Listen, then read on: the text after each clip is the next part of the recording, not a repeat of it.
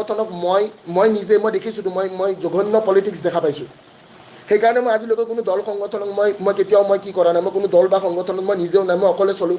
ঠিক আছে, আজি জনসাধাৰণে যদি দেখিছে, আজি যদি সমাজ বা যদি ৰাইজে যদি একত্ৰিত নহয়, তেনেহ'লে সেইবোৰ মানুহে আইনৰ জুলুঙাৰে তেওঁলোক ওলাই গুচি যাব। কি কৈছোঁ যদি বুজি পাইছে, মই এই কথাটো কৈছোঁ যে সেইবোৰ মানুহে আইনৰ জুলুঙাৰে তেওঁলোক ওলাই গুচি যাব, আইনৰ জুলুঙা। আৱাৰ কনষ্টিটিউশ্যন যদি আমি কথা পাতোঁ, if we talk about the BNS, ভাৰতীয় ন্যায় সংহিতা, বা আমি যদি আমাৰ যোনটো জাষ্টিছ, আমাৰ যিটো প্ৰক্ৰিয়া, আমি যিবিলাক চিনেমাটো দেখা পাই আহিছোঁ যে তাৰিখ পে তাৰিখ, তাৰিখ পে তাৰিখ, তাৰিখ পে তাৰিখ, আমি সকলোৱে জানো যে আইনৰ জুলুঙাৰে সেইবোৰ মানুহ ওলাই যাবলৈ বৰ সহজ, কাৰণ তেওঁলোকৰ হাতত গাদী পইচা আছে।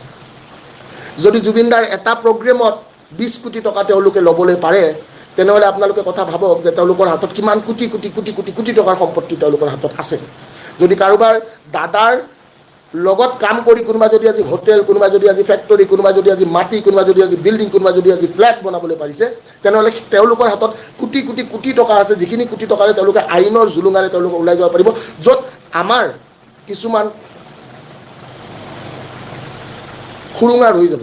মই কি কৈছোঁ আপোনালোকে বুজি পাইছে?